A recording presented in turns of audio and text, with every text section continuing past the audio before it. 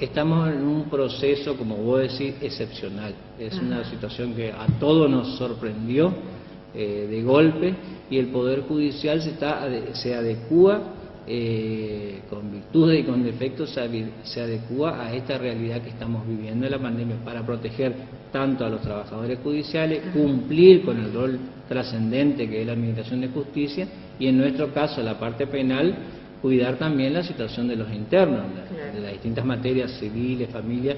También hay cosas urgentes y hay cosas que no pueden esperar, que se tienen que ir resolviendo. Lo que nosotros hacemos es, según lo dispuesto por el Superior Tribunal de Justicia, en este caso por acuerdo extraordinario número 9, se estableció un reingreso progresivo y administrado. Ese fue el concepto en el marco de esta emergencia. Esto luego a la feria especial que sí, exacto, sí, esto se hizo la anterior prórroga, digamos, hasta el 10 de mayo. El acuerdo extraordinario número 9, que es el que estableció este reingreso progresivo después de la feria extraordinaria. Primero se dispuso una feria extraordinaria, que ahí se atendía solo las cuestiones de urgencia. Después se estableció a través del acuerdo 9 y el lunes con el acuerdo extraordinario número 10, se estableció un reintegro progresivo y administrado en el marco de esta situación de emergencia. En este reingreso progresivo lo que nos permite a nosotros es ampliar el número de personal que estemos trabajando. Anteriormente estábamos trabajando con 1/3 del personal, ahora estamos trabajando en el interior con el 60% de nuestro personal, es decir, estamos alrededor de 2.000, 2.400 personas del Poder Judicial de toda la provincia de Corrientes ya en función, sobre un total de 3.000 personas aproximadamente. Es decir, y a su vez nos permitió trabajar en el interior, en Capital. El Superior Tribunal lo que hizo fue diferenciar. En Capital están viviendo una realidad epidemiológica distinta.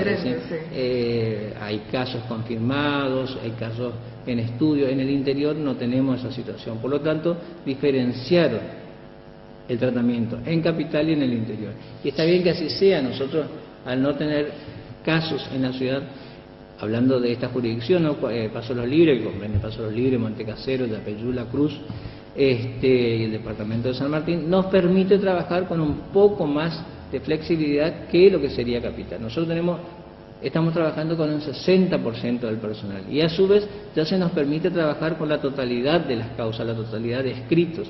Anteriormente era solo los casos urgentes. Hoy en día el Tribunal Oral, como así también los juzgados civiles y de instrucción, en el interior están trabajando con la totalidad de las causas que los abogados nos presenten, pero bajo la modalidad que, bueno, lo hablamos fuera de aire, nos adecuamos a esta situación nueva, que si bien el Poder Judicial tenía un plan y nosotros en la parte penal estamos en un proceso, que si ahora tenemos un minutito sería bueno hablarlo, de implementación del nuevo Código Procesal Penal, que ya implicaba todo este sistema de videollamada, de celeridad, de darle agilidad a los procesos. Esto se frenó con el tema de la pandemia. Pero incluso recientemente una reunión aquí en Paso de los Libres, en donde estuvieron presentes los ministros. Exacto, ¿no? Sí, se venía trabajando con un objetivo de que en junio comience a implementarse el nuevo Código Procesal Penal, que se sancionó en diciembre del año pasado, en la 4ª circunscripción judicial, es decir, Paso Los Libres y Montecasero, donde tiene las cabeceras. El objetivo era que en junio se empiece a implementar este nuevo código. Pero ahora, con el tema de la pandemia, la semana que viene vamos a tener visita nuevamente de un ministro del Superior Tribunal, el doctor Panseri. El martes nos confirmó que viene, donde nuevamente vamos a comenzar a readecuarnos para trabajar por la implementación del código. Seguramente esta fecha va a tener modificación porque tuvimos 1 mes y medio de parate, porque esto implica organización, capacitación y para la puesta en vigencia de este nuevo. Y sobre eso se va a trabajar en la reunión que vamos a hacer el martes. Pero bueno, en lo que es la aplicación del código, vamos a readecuarnos nuevamente a la situación que se está viviendo. Exacto, porque obviamente también esta cuestión se vio afectada por una situación sorpresiva que nos sorprendió en realidad a todos. Sí, ¿cierto? Totalmente. Esto es algo que no lo esperábamos. ¿Cómo se viene trabajando en el Poder Judicial? Vemos que un uso, que ya se venía incluso implementando en el sistema Iurex y demás, pero ahora aún más. haciendo Sí. uso de videollamadas, por ejemplo, y Exacto. todo tipo de plataformas Sí, sí. digitales. Bueno, en Corrientes el Poder Judicial está implementando un nuevo sistema que se denomina Forum, que ahora entró en vigencia en Capital y en Curuzú, pero progresivamente cada 2 días se va implementando en el interior, y Libre es uno de los que Sí. tiene prioridad en ese sentido, donde los abogados van a poder presentar escritos a través de este sistema. Ajá. Igual, en la actualidad, lo que se está haciendo, tanto el tribunal como los juzgados civiles como los juzgados de familia, los escritos se presentan a través de los correos institucionales o correo electrónico. Ajá. Los abogados simplemente, y de alguna manera facilita el trabajo, porque, por ejemplo, abogados que están en La Cruz o abogados que están en Montecasero tienen que presentar un escrito, lo único que hacen es nos envían un correo electrónico. Ajá. Y nos avisan por WhatsApp que se envió ese correo electrónico. Sí. Nosotros bajamos ese correo, lo imprimimos y le damos el trámite correspondiente, sea un pedido de escarcelación, sea un pedido de prisión domiciliaria, sea a cualquier tipo de movimiento al expediente. Nosotros, cuando ingresa por correo, ya se le incluye al expediente y se le da el trámite respectivo. Y así evitamos que el profesional venga a mesa de entrada del tribunal, evitando las aglomeraciones, que es lo que nos recomiendan las autoridades Claro, sanitarias. claro. Y esto podemos considerarlo como algo positivo también, porque puede operar una mayor inmediatez. Sí, totalmente, totalmente. No, da mucha agilidad también. Y yo te reitero, esto evita que los profesionales tengan que ir al edificio tribunal, sin perjuicio del cual, porque estamos trabajando a puerta cerrada todavía hasta el 24 de mayo, que es esta segunda etapa. Después veremos cómo se implementa lo que sigue. Pero eso no impide que los profesionales puedan asistir al tribunal. Si el profesional, el abogado, necesita ver un expediente para su estudio, para su cotejo, lo único que tiene que hacer es enviar un mensaje de texto o llamar a los teléfonos. Todas las dependencias judiciales están trabajando de esta modalidad, y se le da un turno, en el día se le asigna un turno para que pueda ir. El único objetivo es evitar la concentración de gente. Es decir, si hay varios pedidos, bueno, se lo va a hacer en una distancia de cada media hora, a los efectos que el profesional evite el contacto con otros profesionales en el mismo edificio.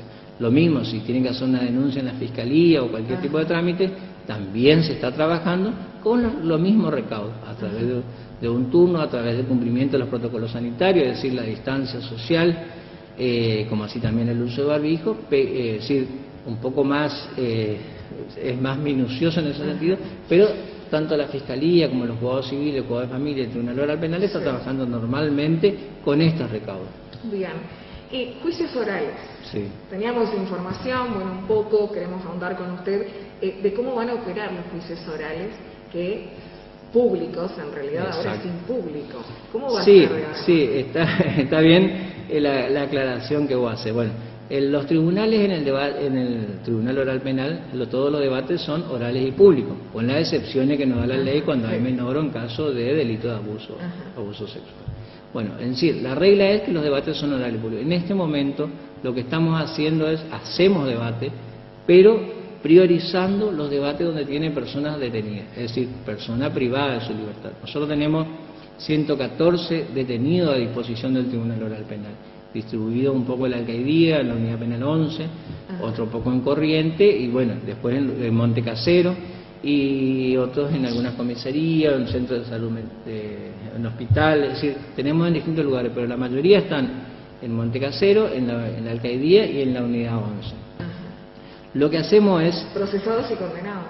Bueno, nosotros tenemos la mitad de estos 114 internos están condenados a pena de prisión efectiva, están cumpliendo ya la pena. Sí. Lo que pasa es que están en proceso de revisión, o sea, de control, a través de los recursos de casación, y están en el Superior Tribunal de Justicia. Eso lleva un tiempo que el superior lo analice y resuelve cada caso concreto, controlando la actuación del Tribunal Oral Penal. Es decir, la mitad de nuestros internos están con sentencia, no está firme, está a control del Superior Tribunal a través del recurso respectivo, que es el recurso de casación. El resto, la otra mitad, es decir, aproximadamente entre 50 y 60 internos, 10, 12 ya estaban en debate, que tuvimos que suspender por la situación que se dio, pero estamos reanudando esos debates. Si bien los plazos todavía no se reiniciaron, y eso también es un tema que quiero aclarar, a partir del día 18, que es importante para la comunidad profesional del derecho, que a partir del día 18 de mayo se reanudan los plazos procesales en materia penal, en materia civil el miércoles 20. Pero esta es una información también, bueno,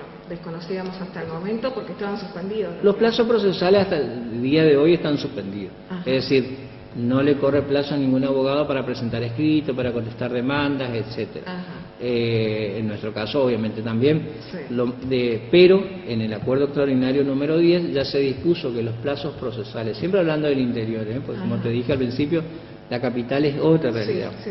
En el interior, los plazos procesales de materia penal y de materia contenciosa administrativa empieza a regir a partir del lunes 18. Todas las causas que no sean penales a partir del miércoles 20. Es decir, que a partir de ahí la Administración de Justicia ya prácticamente, o retiro el prácticamente, la Administración de Justicia vuelve a la normalidad. ¿Por qué?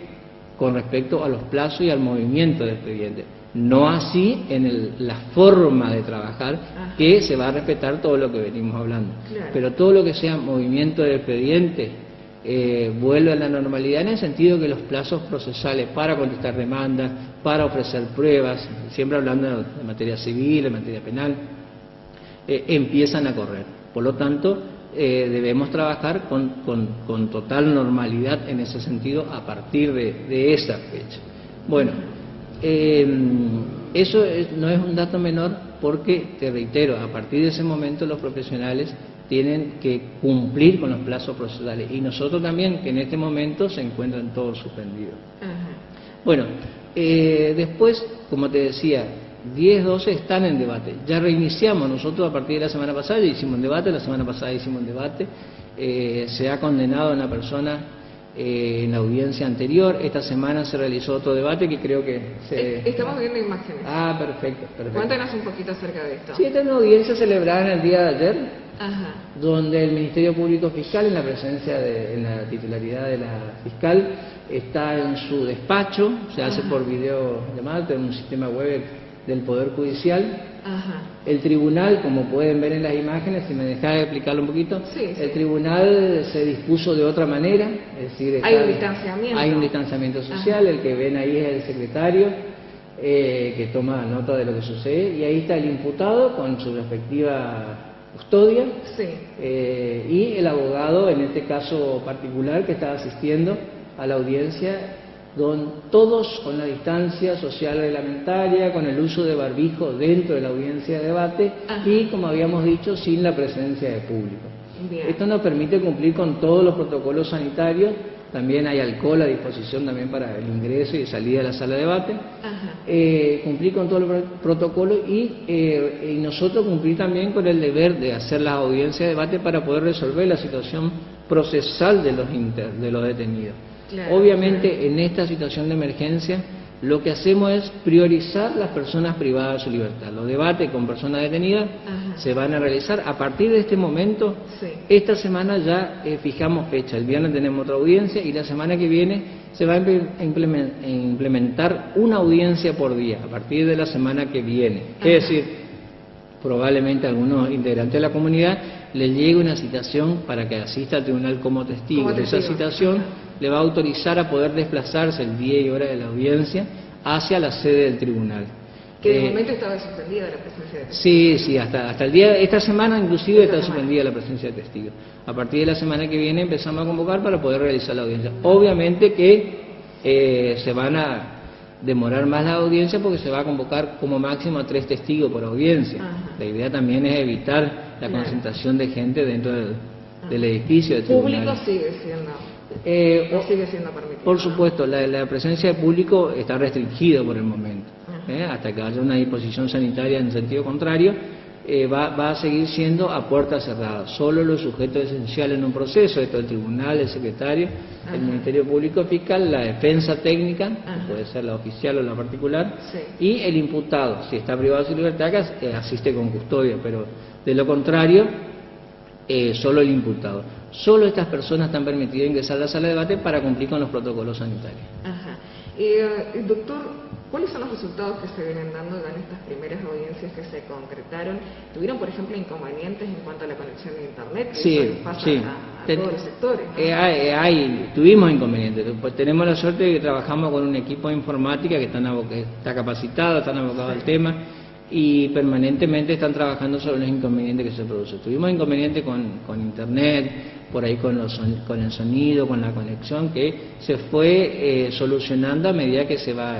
Tuvimos que hacer cuarto intermedio para poder solucionar, pero se han solucionado y se realizan los debates como si fuera presencial a través de este sistema de videollamada. A partir de ahora se va a utilizar este sistema permanentemente, ya sea en la persona del Ministerio Público, que la fiscal no esté presente, ya sea que el imputado esté en la alcaidía y no sea necesario trasladarlo, o el defensor que no pueda hacerse presente en la sala de debate. Vamos a buscar en cada debate en particular la forma en que haya la menor concentración posible de gente dentro de la sala de debate, pero siempre que estén presentes o físicamente o a través del sistema de videollamada para poder realizar la audiencia como corresponde. Claro. Pasando a otro tema, sí, porque bueno, sabemos que el tiempo corre. Sí. Servicio penitenciario, la población carcelaria, sí, otro de los temas también que viene preocupando a la sociedad y me gustaría escuchar sus referencias. Sí. Tenemos por un lado el tema de traslado, tanto de internos como de los agentes penitenciarios, ¿sí? Sabemos que hubo un pedido por parte del municipio local, del intendente, sí, al Ministerio de Seguridad de la provincia, una suspensión también por parte del Ministerio de Seguridad de la provincia, que después pareciera que, bueno, operaron algunos incumplimientos también respecto de esto. ¿Cómo es la cuestión de los traslados? Bueno, sí, nosotros, el tema de la organización del servicio penitenciario es algo que depende del Ministerio de Seguridad, sí, o sea, nosotros no manejamos el tema de la rotación de personal ni los horarios del personal de custodia. Como así tampoco lo que está en la alcaldía también depende del personal policial.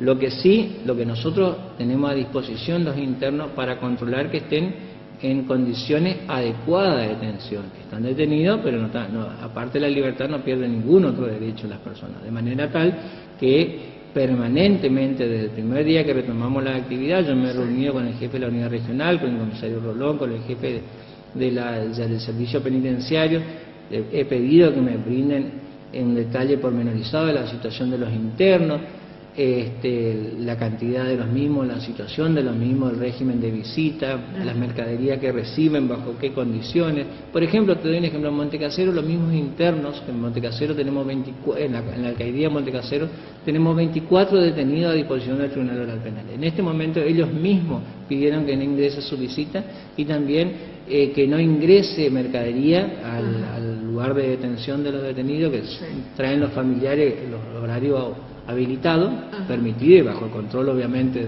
del personal policial, pero ellos mismos pidieron por el momento estas restricciones a los efectos de cuidarse en el lugar de detención y se le da otro tipo de posibilidad de tener contacto con su familia a través del teléfono, un poco más flexible, es decir, un montón de cosas, pero tratando siempre de que estén contenidos y cuidados en el lugar de detención. Lo mismo sucede en la unidad 11 como en la alcaldía. En la unidad 11 no se permite el ingreso de visita, en la alcaldía sí, pero siempre controlando, por ejemplo, solo una persona puede ingresar, mayor de edad, con todos los protocolos sanitarios. Siempre estamos cuidando la situación de cada detenido y pedimos, también exigimos el cuidado por parte de los agentes de seguridad. Obviamente esto es un virus que no distingue entre personas privadas de su libertad, en libertad, religión, no distingue nada, pero bueno, entre todos nos cuidamos y tratamos, creo que hasta el día de la fecha podemos decir con orgullo de que el trabajo en conjunto de toda la comunidad de Paso a los Libres ha evitado que tengamos el virus entre nosotros. Y eso es un gran logro, porque los internos, si bien vos me preguntás, ¿están de una manera ideal? Y no están de una manera ideal, pero están contenidos. Ellos normalmente tienen la visita de sus familiares, tienen la visita de los secretarios del Tribunal Oral Penal, los secretarios de la Fiscalía, los secretarios de la Defensoría Oficial Penal. Una vez al mes se los visita, se les informa su situación procesal, se les pregunta cómo están. Es decir, también como los organismos de derechos humanos también periódicamente visitan. Estamos hablando de fuera de este periodo excepcional, no de cuarentena. En este momento, habitualmente, en este momento la situación es otra, pero no por eso están descuidados, están al contrario. Tenemos un monitoreo permanente de la situación de los detenidos. Ellos pueden peticionar lo que consideren conveniente, que se hace a través de ellos lo hacen personalmente, lo han escrito presentado en su lugar de detención o a través de sus abogados defensores. Nosotros en este momento en el Tribunal Oral Penal tenemos 15 pedidos de prisión domiciliaria que se está tramitando. En el día de ayer se resolvió una, rechazando el pedido de prisión domiciliaria. El día de ayer se rechazó. ¿Alguna prisión domiciliaria no, nosotros de que reiniciamos no. Están en trámite 15 pedidos, pero se analiza caso por caso. Cada pedido de prisión domiciliaria, por eso te digo, o sea, los internos tienen que estar tranquilos que se toman los recaudos, y los familiares que están afuera, se toman los recaudos para cuidado de los internos, como así también en el servicio penitenciario. Y a su vez todo lo que ellos peticionan se le da trámite. Obviamente que se resuelve de acuerdo al caso puntual. Si corresponde se le da, si no corresponde no se le da. Se analiza casos, por ejemplo, vamos a hablar del tema de las prisiones domiciliarias que vos me habías preguntado fuera de ahí. Me parece que hubo muchísima desinformación también circulando y se infundó temor en la población. Sí. ¿Cuándo opera una prisión domiciliaria? Porque tampoco es que todos los internos pueden acceder, ¿sí? Ni todos los delitos pueden ser posibles de este instituto. ¿Cuándo opera una prisión domiciliaria? Sí, la prisión domiciliaria está expresamente previsto en el Código Penal en el artículo 10. Son casos muy puntuales. Una persona, por ejemplo, en enfermedad terminal para poder, que puede salir, o mujeres embarazadas con hijos menores de 5 años o con hijos discapacitados, o una persona discapacitada, que esa discapacidad le impida desenvolverse adecuadamente dentro del lugar de detención, o bien los mayores de 70 años, o bien aquellas personas que tienen una enfermedad que no puedan ser tratados dentro del lugar de detención y no puedan ser llevados a un hospital a disposición del servicio penitenciario. Esos son los supuestos expresamente previstos en el Código para la prisión domiciliaria. Pero a su vez, antes de estos supuestos, el artículo dice clarito, el juez podrá otorgar la prisión domiciliaria. ¿Qué quiere decir? Que el juez tiene que analizar minuciosamente, caso por caso, y ver si es conveniente o no otorgarle la prisión domiciliaria. Porque el término, el verbo que usa es condicional, es decir, podrá, no es deberá otorgarle. No es solamente. Se analiza la situación, el caso en concreto, se analiza y queda a criterio si otorga. Y queda a criterio del juez. Se analiza el caso. Para eso, ante un pedido de prisión domiciliaria, por ejemplo, que es lo que yo estoy tramitando en el Tribunal Oral Penal, lo que hacemos es, pedimos en primer lugar que el médico forense nos informe cuál es la situación de salud de ese interno y que dictamine, o sea, que opine sobre si es conveniente o no que esté en ese lugar de detención de acuerdo a la enfermedad o la dolencia que padece. Eso ya el médico nos informa a nosotros por ejemplo. A su vez, pedimos un informe socioambiental de la situación del lugar donde iría a vivir esta persona que pide prisión domiciliaria. Pedimos la opinión del Ministerio Público Fiscal, es decir, la fiscal dictamina si es conveniente o no otorgarle la prisión domiciliaria, y a su vez pedimos la opinión de la víctima del delito. Todos esos elementos, y en esto quiero hacer un paréntesis. Y que quede claro también esto, se hace consulta de la víctima. Se consulta a la víctima, sí, por eso también lleva un tiempo prudencial el término de resolver este pedido de prisión domiciliaria. Lo que nosotros hacemos es, en cumplimiento de la Ley de Protección de Testigos, como así también la Ley de Ejecución de Pena Privativa de Libertad, la 24460, es escuchar a la víctima. Eso es lo que nos dice la ley. Debemos escuchar a la víctima. Si bien no es vinculante, lo que diga la víctima no es vinculante para resolver la prisión domiciliaria, pero es importante para escuchar la opinión en base al beneficio que ha solicitado el imputado, ya sea el detenido, ya sea una prisión domiciliaria, una excarcelación, una libertad condicional, todos los beneficios que le da la Ley de Ejecución de Pena. Siempre hay que escuchar a la víctima. Entonces, por eso quiero transmitir a la comunidad de que es muy probable que aquellos que han sido víctimas del delito y que el imputado que está bajo proceso por ese delito, que goza la presunción de inocencia, lo quiere dejar a salvo, pero que está bajo el proceso por ese delito, va a recibir una notificación en su casa pidiéndole una opinión respecto al beneficio que ha solicitado. En este caso, por ejemplo, las prisiones domiciliarias. Se le va a informar que el imputado fulano de tal en la causa tal pidió prisión domiciliaria y que nos dé una opinión. Puede, si no quiere expresar nada, no es obligación de la víctima expresar. Nos ha llegado, doctor, sí. Incluso ha circulado en las redes sociales, sí. Justamente una persona que hacía pública una foto de ese documento. Sí. Y está muy buena la aclaración que usted hace. Esta es justamente... es para escucharlo, es para escucharlo y que saber la opinión de la víctima en base al beneficio que ha pedido el interno. Obviamente la persona no está obligada, si no quiere expresar opinión, no tiene obligación de decir nada, o bien puede decir estoy de acuerdo, bueno ya está bien que se le conceda, o bien puede decir estoy totalmente en desacuerdo y no quiero que se le conceda el beneficio que se le dio. Es decir, son las opciones que tiene la víctima, que se va a dejar constancia y se va a agregar a la causa. Y con todos estos elementos que yo te expresé recién, el juez va a resolver si es conveniente o no otorgarle la prisión domiciliaria. ¿Debe tener en cuenta esta opinión? Va a tener en cuenta, sí, va a tener en cuenta porque la ley dice que debemos escuchar a la víctima. O sea, vamos, no es vinculante, no es vinculante. Pero sí va a tener en cuenta, como te digo, va a tener en cuenta lo que dijo la víctima, va a tener en cuenta lo que dijo la fiscal o el fiscal, en caso de primera instancia, y va a tener en cuenta el informe socioambiental, va a tener en cuenta el informe médico, todos esos documentos, esas pruebas. A ver, quiero ser lo más gráfico posible para que se entienda. El juez va a analizar y va a resolver si le concede o no la prisión domiciliaria. No es un trámite automático, no es un trámite que se conceda en la mayoría de los casos, por lo tanto, y no es un trámite que se conceda en forma masiva. Esto se analiza caso por caso. Si bien, por ejemplo, en el periodo de feria extraordinaria se concedió uno, pero una persona con situación médica,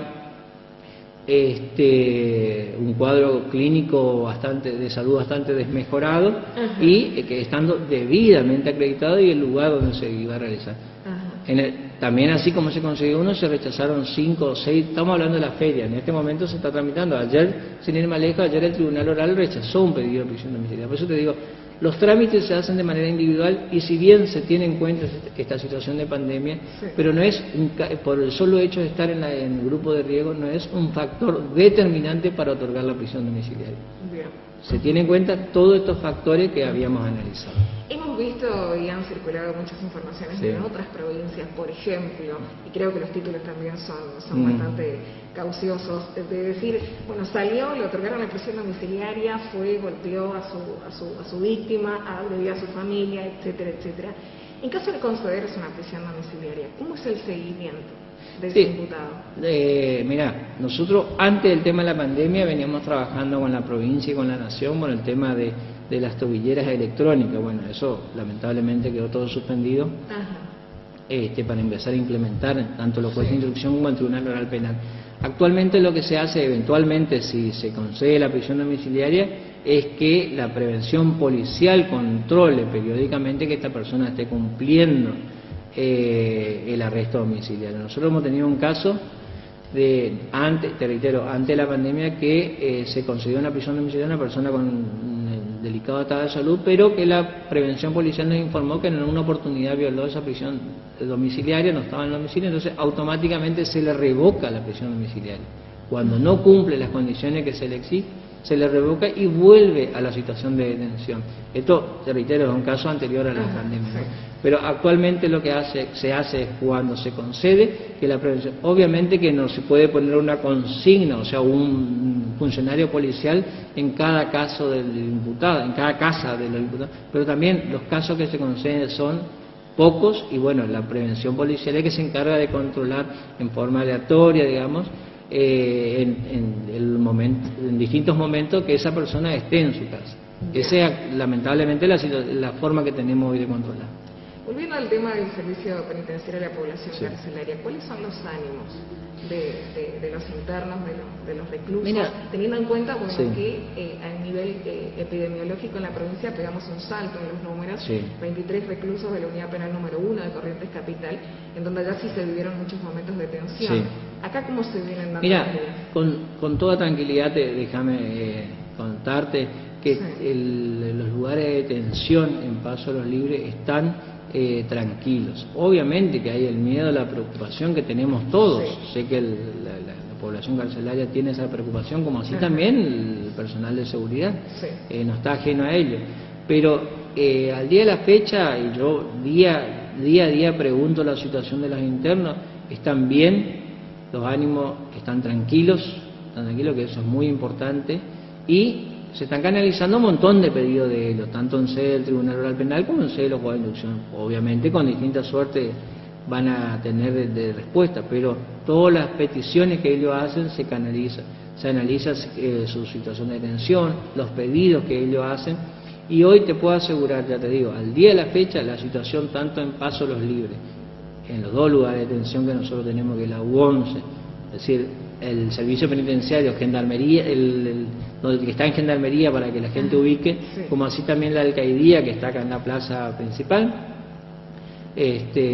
por los 108, el ánimo es tranquilo, te reitero, obviamente con miedo, con preocupación, pero hay un esfuerzo muy grande por parte de la policía, como también del servicio penitenciario, eso yo doy fe de eso, en cumplir con los protocolos sanitarios, cumplir con el cuidado de los internos, siempre con las limitaciones que la realidad nos da, porque obviamente que vivimos en un país y en una provincia y en una ciudad, como todo, que no sobra nada, así que, pero bueno, hay un esfuerzo muy grande de todo, por parte del Poder Judicial, por parte de las fuerzas de seguridad, sí, para contener, y al día de la fecha, te reitero, al día de la fecha los ánimos están tranquilos, es muy distinto a la situación que se vive en Corrientes Capital. Otra de las cuestiones que la gente siempre consulta, ¿pueden tener, por ejemplo, comunicación telefónica? ¿Pueden contar con un celular dentro de la celda? ¿O es algunos casos nada más? No, en este momento se flexibilizó mucho ese tema. Los internos cuentan con un medio de comunicación controlado por parte del servicio penitenciario, de la policía, para poder comunicarse con sus familiares, pero en este momento tienen más posibilidad de comunicarse en razón de las restricciones que hay por el parte de recibir visitas. Ajá, bien. ¿Cuáles son los principales reclamos, por ejemplo? Condiciones edilicias, porque se ve y se escucha también tema provisión de elementos de higiene. Sí, como te decía, o sea, creo que los mayores reclamos son la provisión de elementos de higiene. Ajá. Las condiciones edilicias, realmente Paso Los Libres ha hecho un avance muy importante con la creación de estos dos lugares de detención que tenemos en la ciudad. Uno es para procesado, que hablamos de la 11, y la otra que para condenado, la unidad 9 que está acá en nuestra ciudad. Esto ha permitido descomprimir la situación de los internos, porque al tener un alto índice de detenidos, los lugares, el espacio físico siempre fue la alcaldía nomás, y siempre tuvo sus limitaciones. Actualmente, al contar con el servicio penitenciario, con la unidad 11, lo que se logró fue descomprimir. Nosotros tenemos en este momento en el servicio penitenciario alrededor de 27 detenidos a disposición del Tribunal Oral Penal. Y ¿Entre los menores o no? No, menores no. Y en la alcaidía tenemos 38 detenidos. Es decir, tenemos en Montecasero tenemos 24, en la unidad 6 de Corrientes tenemos 13, es decir, por lo tanto tenemos, como te decía, un alto número de internos, pero distribuidos de manera tal de que puedan estar atendidos, contenidos. Siempre hay reclamos, siempre hay pedidos, por ejemplo, de ir como toda persona tiene problemas de salud, a veces ir al médico, a veces ir al odontólogo, eso en el día, inclusive las 24 horas nosotros estamos recibiendo pedidos por parte de los internos, y en el día se les resuelve cuando son cuestiones de salud urgente. A veces, por ejemplo, falleció un familiar, se les autoriza un par de horas a asistir al velatorio, es decir, permanentemente se analiza cada situación de los internos y se le autoriza si corresponde o no. Yo estoy dando los casos que están debidamente acreditados y que se los autoriza con la debida custodia policial a realizar la diligencia, y luego vuelven a su lugar de detención. Y en este momento lo que más hay es pedido de prisión domiciliaria. Bien. El personal, doctor.